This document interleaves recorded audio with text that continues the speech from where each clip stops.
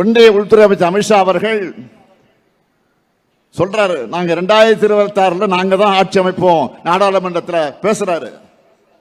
அமித்ஷா இல்ல, எந்த ஷாவா இருந்தாலும் சார் எங்களை ஆள முடியாது, இது தமிழ்நாடு. நான் அழுது புலம்புறணும் இல்ல, ஊர்ந்து போய் யார் காலையும் விடறணும் இல்ல. எங்க தமிழ்நாடு எப்பவுமே டெல்லிக்கு அவுட் ஆஃப் கண்ட்ரோல் தான்.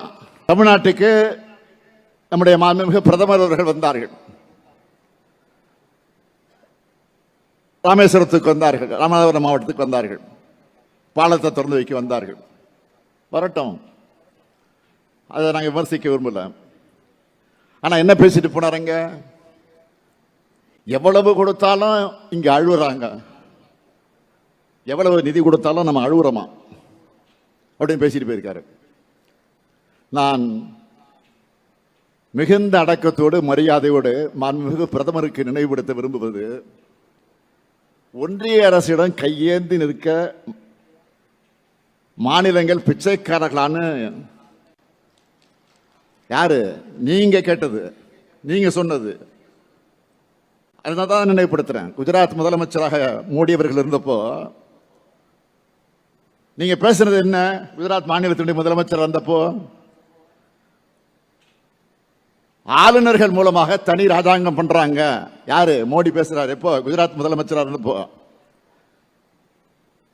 எதிர்கட்சி ஆளும் மாநிலங்களுக்கு ஒன்றிய அரசு நிதி வழங்குறதுல பாரபட்சம் காட்டுதுன்னு புகார் சொன்னார். யாரு? மோடி அவர்கள். இப்ப நாங்க கேட்டா மட்டும் அழுறாங்கன்னு சொல்றது எந்த வகையில் நியாயம்? நான் கேட்பது அழுகை அல்ல, அது தமிழ்நாட்டினுடைய உரிமை. நான் அழுது புலம்புறணும் இல்ல, ஊர்ந்து போய் யார் காலையும் விடறணும் இல்ல. உறவுக்கு கை கொடுப்போம், உரிமைக்கு குரல் கொடுப்போம். யார் கத்துக் கொடுத்தா நமக்கு? யார் சொல்லிக் கொடுத்தா? நம்முடைய தலைவர் கலைஞர். அவருடைய வழித்தடத்தில் பயணிக்கிறவன் நான்.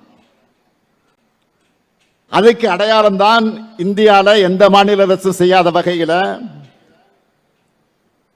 நீதியரசர் குரியன் ஜோசப் தலைமையில் அங்க அமைச்சிருக்கக்கூடிய மாநில சுயாட்சி குழு, எப்படி தலைவர் கலைஞர் அவர்கள் ஆகஸ்ட் 15 விடுதலை நாள் அன்று மாநில முதலமைச்சர்கள் தேசிய கொடியை ஏத்துகிற உரிமையை எல்லா மாநிலத்துடைய முதலமைச்சர்களுக்கு பெற்று தந்தாரோ, அந்த மாதிரி இந்த குழுவினுடைய மூலமாக அனைத்து மாநிலங்களின் நியாயமான உரிமைகளையும் நாங்கள் பெற்று தருவோம். மாநிலங்கள் சுயாட்சி பெற்றவையா இருந்தாதான் இங்க உங்களுக்கு, இங்க இருக்கக்கூடிய மக்களுக்கு தேவையானதை செய்ய முடியும். இதைத்தான் நான் சட்டமன்றத்தில் சொன்னேன். ஒரு தாய்க்கு தன் குழந்தைக்கு என்ன தேவைன்னு தெரியும். ஒரு தாய்க்கு தான் தெரியும் தன்னுடைய குழந்தைக்கு என்ன வேணும்னு. தன் குழந்தைக்கு என்ன கொடுக்கணும்னு எங்கேயோ டெல்லியில் இருக்கிறவங்க தீர்மானிச்சா அந்த தாய் பொங்கி எழுவாள் அப்படின்னு சட்டமன்றத்தில் நான் பதிவு பண்ணேன். ஒன்றிய பாஜக அரசு எல்லா வகையிலும் நமக்கு தடை ஏற்படுத்துறாங்க. எப்படியெல்லாம் தமிழ்நாட்டு வளர்ச்சிக்கு குடைச்சல் கொடுக்க முடியும்னு யோசிச்சு எல்லா அருவத்திலையும் அதை பண்ணிக்கிட்டு இருக்கிறாங்க. ஆனா இது எல்லாத்தையும் மீறி ஒன்றிய அரசே வெளியிடக்கூடிய எல்லா தரவரிசையும் எல்லா புள்ளி விவரங்களையும் நம்ம தமிழ்நாடு தான் முதன்மை இடத்தை மீண்டும் மீண்டும் பிடிச்சுக்கிட்டு இருக்கு. இதுக்கு காரணம் என்ன? நம்முடைய திறமையான நிர்வாகம். இத்தனை இடர்பாடுகளை நீங்க உருவாக்கும் போதே நாங்க இவ்வளவு சிறப்பாக செயல்படுறோம்னா, எங்களை வஞ்சிக்காம தமிழ்நாட்டுக்கு நியாயமா கிடைக்க வேண்டிய நிதியை கொடுத்தா, எங்க உரிமைகளை தடையிடாம இருந்தா எங்களால் இன்னும் பல மடங்கு சிறப்பாக செயல்பட முடியும். நீங்க செய்யலன்னா, நீங்க ஏற்படுத்துகிற தடைகளை எல்லாம் ஒவ்வொன்றா சட்டபூர்வமா உடைச்செறிவோம்.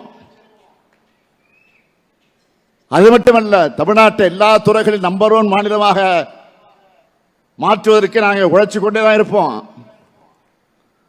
இதனாலதான் தமிழ்நாடு மட்டும் எப்படி தனித்துவமா இருக்கலாம் நீங்க நினைச்சு ஒன்றிய உள்துறை அமைச்சர் அமித்ஷா அவர்கள் சொல்றாரு, நாங்க 2026 நாங்க தான் ஆட்சி அமைப்போம் நாடாளுமன்றத்தில் பேசுறாரு. தமிழ்நாட்டுக்கு அதையே சொல்லிட்டு போயிருக்கிறாரு. நான் அவருக்கு சவாலா ஒன்னு சொல்லிக்க விரும்புறேன். டெல்லியின் ஆளுகைக்கு தமிழ்நாடு என்றைக்கும் அடிபணியாது. அப்படி ஒரு தனி குணம், ஒரு தனித்தன்மை கொண்டவங்க நாங்க. மற்ற மாநிலங்களில் போய் அங்க உள்ள கட்சிகளை உடைச்சு ரைடு மூலமா மிரட்டி ஆட்சி அமைக்கிற உங்க ஃபார்முலா எங்க தமிழ்நாட்டில் வேலைக்காகாது. நீங்க ஏமாற வேண்டாம். 2026 திராவிட மாடல் ஆட்சி தான்.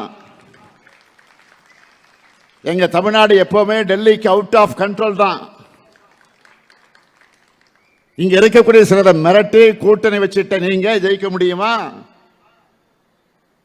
உங்க பரிவாரங்கள் எல்லோரையும் சேர்த்துக்கிட்டு வாங்க, நீங்க ஒரு கை பார்ப்போம்.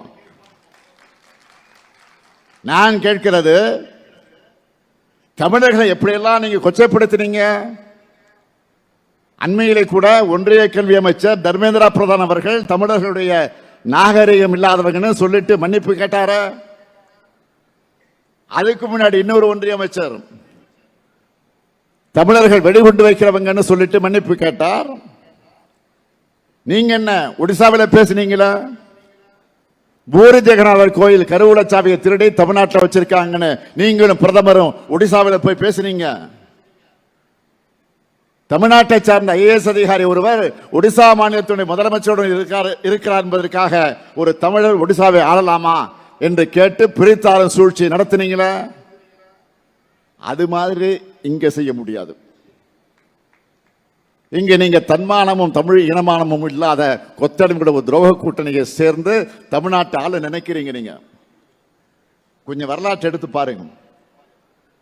சுயமரியாதையும் மானம் வீரம் விவேகம் கூட நல்லிணக்கு உள்ள மண் எங்கள் தமிழ் மண். ஆதிக்கத்தையும் ஆக்கிரமிப்பையும் எந்த காலத்திலும் அனுமதிக்காத மானமுள்ள மண் இந்த தமிழ் மண். தேர்தலுக்குள்ள அடுத்த ஓராண்டு நீங்க எப்படியெல்லாம் ஏவல் அமைப்புகளை வச்சு மிரட்டுவீங்கன்னு எங்களுக்கு தெரியும். ஏன் நாட்டு மக்களுக்கு நல்லாவே தெரியும். நாங்க இந்த உருட்டல் மிரட்டுக்கெல்லாம் அடிபணிகிற அடிமைகள் அல்ல. அமித்ஷா இல்ல, எந்த ஷாவா இருந்தாலும் சார் எங்களை ஆள முடியாது. இது தமிழ்நாடு. இந்த முத்துவேல் கருணாநிதி ஸ்டாலின் இருக்கு வரை உங்க திட்டம் பலிக்காது. தமிழ்நாடு போராடும், தமிழ்நாடு வெல்லும். விடைபெறுகிறேன். நன்றி, வணக்கம். செய்திகளை உடனுக்குடன் தெரிந்து கொள்ள கீழ்கண்ட கேபிள் மற்றும் டிடிஎச் நெட்வொர்க்குகளில் எம்நாடு செய்தி தொலைக்காட்சியை காணுங்கள். பாதகம் செய்பவரை கண்டால் நாம் பயம் கொள்ளலாகாது பாப்பா. மோதி மிதித்து விடு பாப்பா, அவர் முகத்தில் உமிழ்ந்து விடு பாப்பா. அண்மை செய்திகளை உடனுக்குடன் தெரிந்து கொள்ள இணைந்திருங்கள் எம்நாடு தொலைக்காட்சியுடன்.